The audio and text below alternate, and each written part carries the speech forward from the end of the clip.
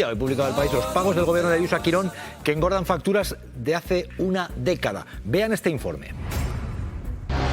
Los pagos del gobierno de Ayuso a Quirón engordan con facturas de hace una década y sin pagar desde tiempos de Cifuentes. Según apunta El País, entre 2019 y 2024, Ayuso toma las riendas y abona más de 5.000 millones de euros a Quirón. La contraprestación, la gestión de 4 hospitales. Nosotros tenemos en la Comunidad de Madrid un sistema público-privado que es de los mejores del mundo.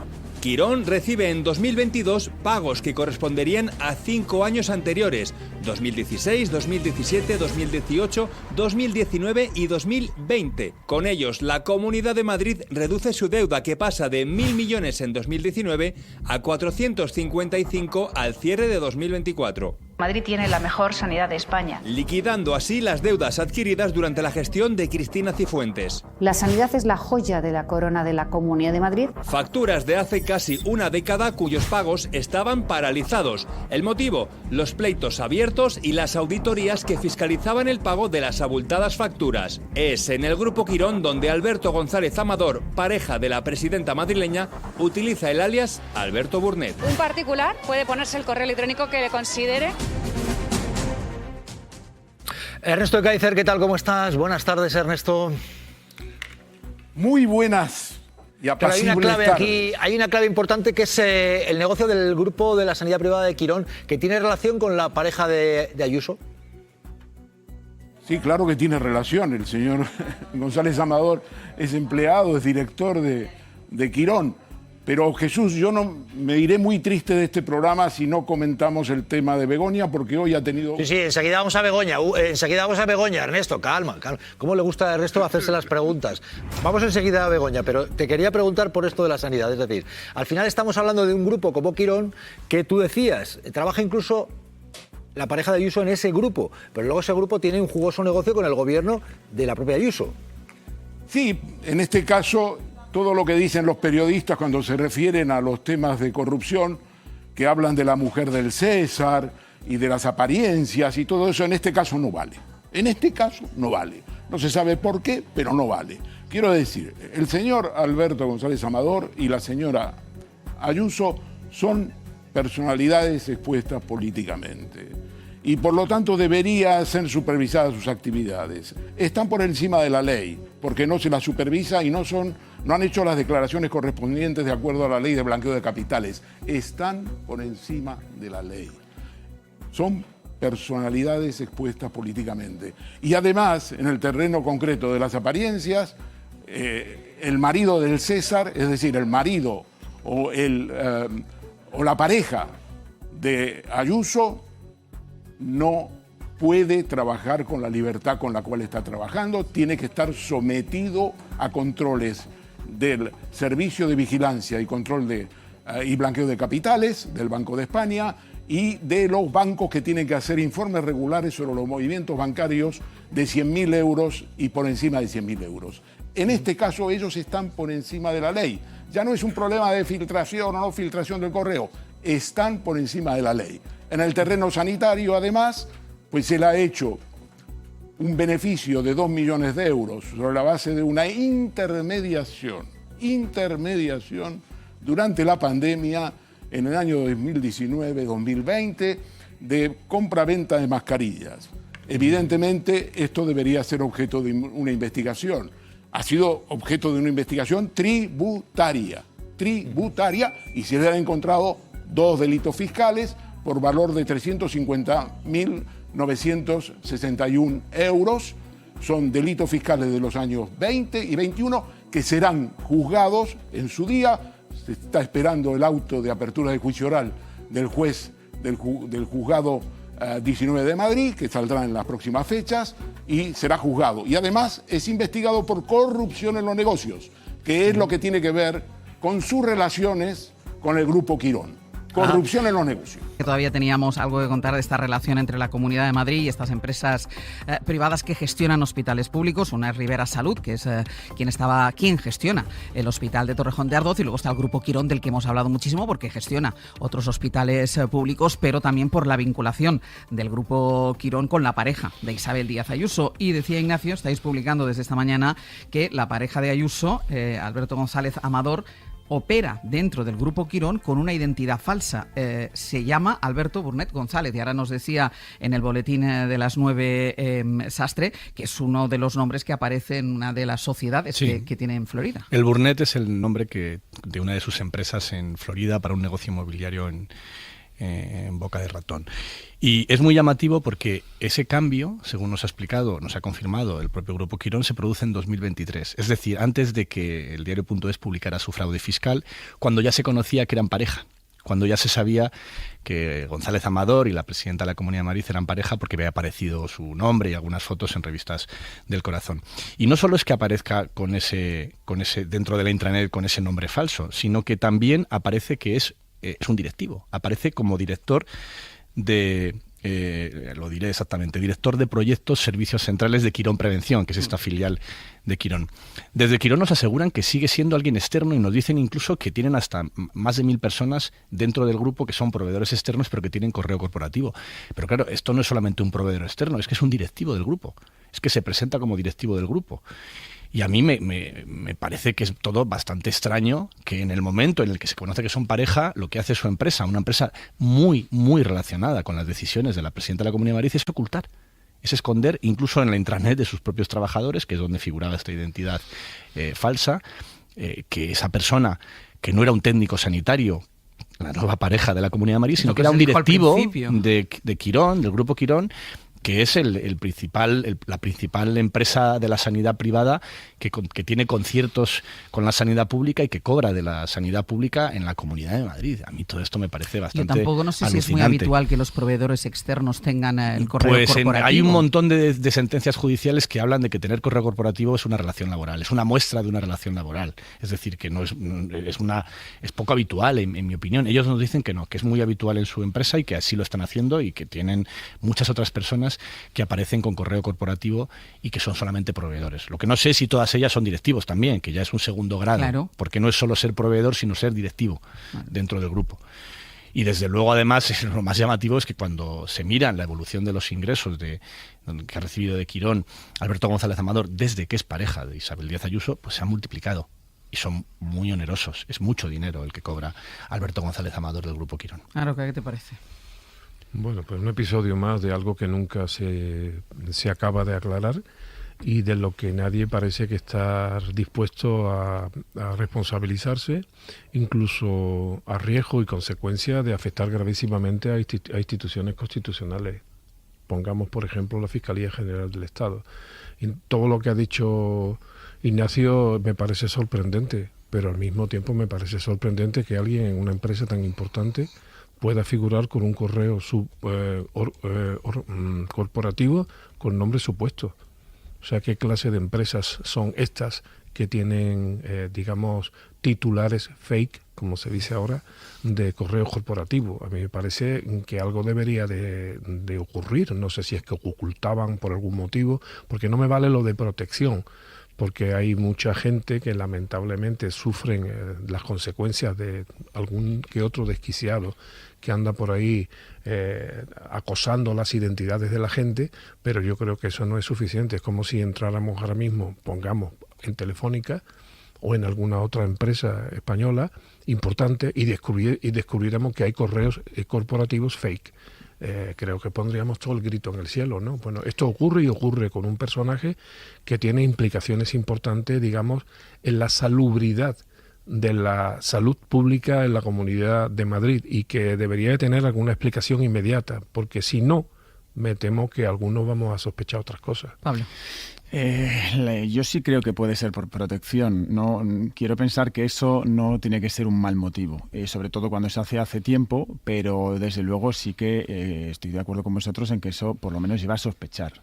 Es decir, no es normal. Lo del correo corporativo no es normal desde el punto de vista de relación laboral, pero es cierto que eso sí es más frecuente, sí, para empezar está aceptado por las propias personas. También es cierto que suele ser más frecuente que se utilicen correos corporativos con el usuario genérico, por llamarlo así, si la gente lo entiende bien, en vez de con tu nombre y apellidos. Por tanto, no es un correo personal, sino es un correo de la empresa y entonces eso sí suele ser más común, no tanto un correo personal. Creo que aquí lo que sigue habiendo es un conflicto de intereses evidente. Eso en algún momento se tendrá que aclarar. Por supuesto puedes tener las relaciones personales con quien tú quieras y como tú quieras, pero por las dos partes hay que ser responsable y saber en qué momento eso puede influir en tu gestión profesional por un lado y, ojo, otra cosa que me parece más importante en la política, en tu imagen pública por otro. Y ahí hay veces que tienes que tomar decisiones, tienes que apartarte, tienes que explicar, pero tienes que actuar porque si no se levantan sombras de sospecha que, bueno, en un caso pueden estar infundados, pero en otros son muy lógicos y en cualquier caso te acaba perjudicando. Entonces la mejor forma de evitar que te perjudique es aclarar las cosas o por lo menos ser transparente o incluso, insisto, apartarte. Una pregunta, decís que, bueno, que puede tener una justificación el que sea una identidad, digamos, opaca. Sí, por la protección que decías tú, para que no te ataquen, tal, sí, etcétera. porque es lo que he oído, ¿no? Pero una pregunta, ¿quién conocía a este señor en los años donde se creó este correo, que no sé, me parece que has dicho en el año 23, ¿no? 23. Ahí ya se empezaban a publicar noticias. Había salido ya noticias sobre su relación, pero bueno, yo creo que no era un hombre no es como conocido. Ahora, o sea, no. que si lo sacáis de estos ambientes capitalinos, pues este señor no lo conocía nadie. Y probablemente no lo conociera poca gente hasta en Quirón. Luego, por tanto, no entiendo por qué una identidad supuesta. Ignacio. Hablaba Pablo antes del tema del conflicto de intereses. Yo quiero recordar que el Partido Popular llevó a los tribunales que Pedro Sánchez no se abstuviera al aprobar el rescate de Europa, porque resulta que su mujer, la empresa para la que trabajaba, había tenido un acuerdo que luego no se llegó a producir porque llegó la pandemia con Globalia. O sea, en fin, es un ejemplo perfecto del doble rasero, porque Quirón, por poner un ejemplo, en los últimos 4 años ha recibido la Comunidad de Madrid cerca de 5.000 millones de euros, que es el doble de lo presupuestado. En gran medida, por eso que contaba antes, del tema de la cápita y el sistema de gestión de los hospitales públicos, pero de gestión privada en Madrid, que hace que muchos de ellos cobren por operaciones que dan, y es verdad que la Jiménez Díaz es muy eficaz, va muy deprisa y acaba generando muchísimos más ingresos de los que aparecen en los presupuestos y que al final se acaban pagando más tarde o más temprano. Y luego es que aquí lo que se ve es una relación casi simbiótica. Es que esa consejera de Sanidad de la que hablábamos antes venía de Quirón. Su antiguo trabajo antes de ser consejera de Sanidad era para el Grupo Quirón también. Entonces te da que pensar esta relación tan cercana entre la presidencia de la Comunidad de Madrid, empezando por su propia pareja, pero siguiendo por su propio gobierno, con el principal grupo que beneficiado del modelo de gestión de la Comunidad de Madrid. Y eso, evidentemente, claro que genera dudas entre toda la ciudadanía sobre cómo se está gestionando el dinero público, sobre todo viendo que ese enriquecimiento de este técnico sanitario, como nos contaron, este técnico sanitario que pegaba pelotazos con mascarillas y que luego defraudaba Hacienda, se convierte después en dos pisos de lujo, cada uno de ellos de 180 metros cuadrados, uno encima del otro, pagados con este dinero. Y donde vive la presidenta de la Comunidad de Madrid, no solamente el técnico sanitario. No, yo quería, si me permitís la ironía, ¿no? Pero que no es una ironía que se aleje demasiado de la realidad. Lo mismo que se ha hablado en esta mesa hoy de las bondades de la gestión privada de hospitales públicos, a lo mejor tenemos que empezar a hablar de la gestión privada de consejerías. O sea, a lo mejor resulta que no necesitamos o no necesitáis en Madrid una consejera, sino que directamente alguien que nombre Quirón y ya está todo arreglado. O sea, es la privatización ya de todo, incluso de la propia competencia propia constitucional y estatutaria que tienen los miembros del gobierno de la Comunidad de Madrid. Un directivo de un grupo de gestión hospitalaria. Hacemos que en plena huelga de médicos, que hoy recordemos, se van a reunir con el Ministerio de Sanidad, conocimos la semana pasada el escándalo del Hospital de Torrejón de Ardoz en Madrid. Recordarán que todo empezó con unos audios en los que se escuchaba al CEO de Ribera Salud, que es la empresa que gestiona ese hospital, diciendo a sus directivos que había que ganar más dinero. ¿Y cómo había que ganar más dinero? Bueno, pues rechazando a enfermos poco rentables o engordando las listas de espera. Luego fuimos conociendo más cosas, las órdenes, por ejemplo, para reutilizar material sanitario de un solo uso, el despido de algunos directivos que se quejaron por este tipo de prácticas. Radio Madrid, Roberto Torija, buenos días. ¿Qué tal? Muy buenos días. Dijo en ese momento el gobierno madrileño que se iba a reunir con los jefes de Ribera Salud, y ayer aquí, en la ventana de Madrid, dio ya una nueva versión acerca de cómo interpreta lo que en realidad ha pasado. Hablasteis con la consejera de Sanidad y dijo que cuando el CEO de Ribera Salud pedía discriminar pacientes según rentabilidad, dijo que solo estaba haciendo un comentario, que no era exactamente una orden, que no hubo órdenes, que era una voluntad, un comentario. Sí, insiste la consejera de Sanidad en que nunca hubo una orden como tal. Primero, porque se cree la palabra del máximo responsable de Ribera Salud, y segundo, porque resta importancia a lo que escuchamos todos en boca del CEO del Hospital de Torrejón. El audio expresa una voluntad de lo que esa persona estaba compartiendo en una reunión interna de lo que quería hacer. Y es lamentable, intolerable y reprobable lo que ha dicho ese CEO, pero no ha dado la orden. Era un comentario, pero esa orden no se dio ni se ejecutó, según lo que dicen. Pero yo voy a seguir vigilante con todo mi equipo. Un comentario del CEO del hospital que, según Fátima Matute, no llegó a los trabajadores. Obvia la consejera de Sanidad madrileña que 250 trabajadores habían firmado en mayo un comunicado denunciando presiones para priorizar pacientes rentables. A estos trabajadores, les pide pruebas. Si tenemos pruebas reales, siguiendo un método y desde luego una coherencia, actuaríamos. La Comunidad de Madrid es transparente, se desnuda, llegó a decir Matute, pero no va a publicar, como sí hacía antes, las actas de las reuniones con los grupos sanitarios o las auditorías a los hospitales. No sé por qué se publicaban, no es por tema de ocultar, es que no estamos obligados a publicarlo. De oficio no, como tuviéramos que publicar toda la documentación que se mueve en la Comunidad de Madrid, es que no tendríamos personal para hacerlo y eso no quiere decir que seamos opacos. Esto nos permitiría saber, por ejemplo, qué es lo que reivindican los grupos sanitarios en esas reuniones, qué es lo que acepta o qué es lo que rechaza la Consejería de Sanidad, pero no se van a hacer públicas. Matute tampoco dio un argumento sólido para justificar su decisión. Torija, gracias. Hasta luego. Claro, es que el argumento, si tuviéramos, Aroca, que publicar todas las actas, todas las reuniones que mantenemos, estamos hablando de un hospital público gestionado por una empresa privada a la que la Comunidad de Madrid, y si estuviéramos hablando de otra comunidad, la comunidad que fuera, inyecta dinero para su rentabilidad. Yo creo que lo que hemos escuchado y lo que se ve cuando uno frecuenta este tipo de hospitales no es ni más ni menos que el perfil exacto de lo que significa la entrega por parte de lo público a lo privado en las condiciones que sabemos, en este caso pongamos que de Madrid. Efectivamente se ha producido un desnudo integral para que todos veamos en qué consiste esa famosa colaboración público-privada. Significa que hay dinero público que se destina a la sanidad privada y la sanidad privada con el dinero que le llega lo que hace es ganar dinero en detrimento de la salud de todos nosotros. Eso es lo verdaderamente problemático y ese es el perfil de este sistema que además tiene antecedentes históricos, porque lo ha tenido en la Comunitat Valenciana. Ahí empezó. Ahí empezó. Por tanto, no estamos hablando ante nada nuevo. Lo que tienen que explicar las autoridades sanitarias y políticas de Madrid es que por qué piensan que este sistema es mejor para los madrileños o en otras comunidades autónomas para los ciudadanos de cada sitio. ¿Por qué digo esto?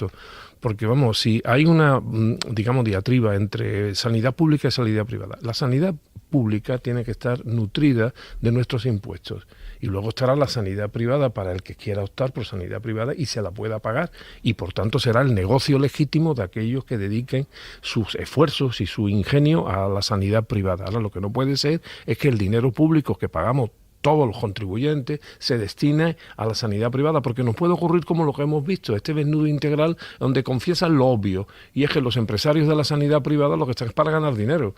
Pablo. Todo es sanidad pública. Yo creo que hay que matizar eso. Es decir, estos hospitales también son sanidad pública. Lo que pasa es que en su momento determinado se ha decidido que la gestión del hospital sea con una empresa privada. Pero es sanidad pública y, por tanto, no se puede definir como tal el sanidad privada. El por qué se decide ese modelo para determinados hospitales es porque, bueno, hace ya muchos años, porque realmente arrastramos esto desde hace casi 2 décadas en algunos hospitales de Madrid, es porque se considera que puede ser más eficiente la gestión.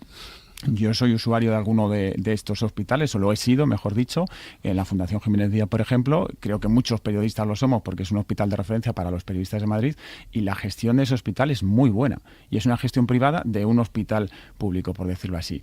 El problema que tiene la Comunidad de Madrid con esto, y creo que haciendo referencia a la entrevista de ayer, podemos percibir que la consejera aquí estuvo un poquito más tranquila, porque la consejera, la presidenta también, evidentemente, en los últimos días han denotado mucho nerviosismo y es lógico. Porque los audios, la conversación que se da a conocer es gravísimo y esto por lo menos ellas lo han dicho desde el primer momento, y eso lo han reconocido. Pero es cierto que ese nerviosismo que denotaban yo creo que tenía que ver con el hecho de ser conscientes de que aquí se podía poner en juego no solamente la gestión de toda la sanidad, aunque fuera un único hospital, sino que eso era un problema y es un problema político para la Comunidad de Madrid. Pero una pregunta muy corta, Pablo, solamente, pues no te quería interrumpir. ¿Qué se puede hacer en la sanidad pública que no se puede hacer en la privada? No es que se puede hacer, sino que... Pero al revés, quiero decir. O sea, ¿qué se puede hacer en la sanidad privada que no se puede hacer en la pública? ¿Por qué es mejor la gestión privada que la pública? O sea, ¿por qué no es mejor? Antes hemos estado hablando de los médicos. O sea, ¿por qué no es mejor pagarle a los médicos un salario justo en función de sus responsabilidades, de su preparación, de su experiencia, para que desempeñen correctamente en la pública su trabajo y que no se tengan que ir a la privada? El problema es que hay una especie de conspiración para que todos acabemos en la privada. No debe haber conspiración y no tenemos que acabar todos en la privada porque, insisto, esto es sanidad pública, pero estoy de acuerdo en que la pregunta que tú haces es la pregunta y la respuesta también la tiene que dar la Comunidad de Madrid. Y creo que precisamente lo que escuchábamos y lo que hablábamos de la consejera en la entrevista ayer es que hay una forma fácil de explicar a los ciudadanos si ese modelo de gestión privada en algunos hospitales es positivo y es rentable. Y es precisamente hacer públicas las auditorías. Claro, es que eso sería fundamental. ¿Pero rentable para quién? Para el sistema público, para la propia administración pública. Claro. Se supone que eso es lo que ellos han dicho siempre y por eso se mantiene. Entonces, si eso es verdad, si ellos están convencidos, por ejemplo, la consejera lleva días diciendo que en las auditorías que se han hecho, listas de espera, listas de pruebas diagnósticas en este hospital en concreto, son mejores que la media del resto de la comunidad. Si eso es verdad, y el resto de la auditoría que has hecho la semana pasada con 2 equipos de auditores específicos para ver que todo se está haciendo bien y vas a los medios de comunicación a decir todo se está haciendo bien en este hospital, pues públicalo. No digo yo que de repente saques todas las auditorías de un montón de años, pero por lo menos esta en concreto, públicalo, sé transparente, porque va en beneficio de ello. Hablar de rentabilidad aplicada a la sanidad pública creo que es un error. Ignacio. Creo que rentabilidad se debe de predicar y se predica de la sanidad privada, y eso es lo que algunos contestamos. Ignacio. Yo creo que aquí hay una contradicción evidente de la consejera cuando dice eso de somos muy transparentes y por eso hemos hecho opaco un informe que antes publicábamos. Pues mira, es justo la definición de opacidad, hacer opaco algo que antes era transparente. Y luego esta idea tan marciana de no, era una reflexión y no una orden. Pero hombre, es que el criterio del CEO en una reunión con los directivos, obviamente el CEO era lo bastante inteligente como para no poner esa orden por escrito, porque sabe que estaba poniendo una orden que, en fin, cuando se ha conocido le ha costado la dimisión. Pero evidentemente en cualquier reunión de directivos, si el máximo jefe dice un deseo o una intención, los demás lo entienden, ¿eh? Voluntad, dice voluntad. O la voluntad, bueno, pues peor todavía. La voluntad es lo que te gustaría que ocurriera y entonces normalmente ocurre en las empresas. Y luego el problema de fondo para mí está en el modelo que tienen este tipo de hospitales, porque es que está pensado para, incluso desde un punto de vista capitalista, los incentivos están mal colocados. Estos hospitales cobran por 2 vías. Una es por la cápita, que es atender a los pacientes que están en su territorio. Y eso da igual si se ponen malos más o menos, tú cobras lo mismo. Y luego hay un pago extra por cada paciente de fuera de ese territorio que va a tu hospital. Ese hospital. ¿Cuál es la trampa? En tiempos de Esperanza Aguirre, que esto viene de hace mucho tiempo, aprobó algo que en mi opinión fue un absoluto disparate, que es el distrito único. Tú puedes ir a cualquier hospital que te plazca. Si te da por ir a uno que está a 50 kilómetros de domicilio, también te tienen que atender y da igual donde vayas. Y luego a la hora de cobrar mantuvo 2 criterios. No, yo atiendo según lo que opero o según los que atiendo, según las urgencias que evacúo, y al mismo tiempo cobro un tanto por el territorio que en realidad no administro, porque evidentemente mucha de esa gente se va a otro sitio. En teoría, cuando un paciente de la zona de Torrejón se va a la Jiménez Díaz, luego se le descuenta. En la práctica no es así. Y al final se genera este incentivo en el cual pues acabas poniendo a los hospitales Ignacio, a decir este paciente es rentable y este no. Pero Ignacio, estamos hablando entonces de rentabilidad económica. Evidente, y es un abuso.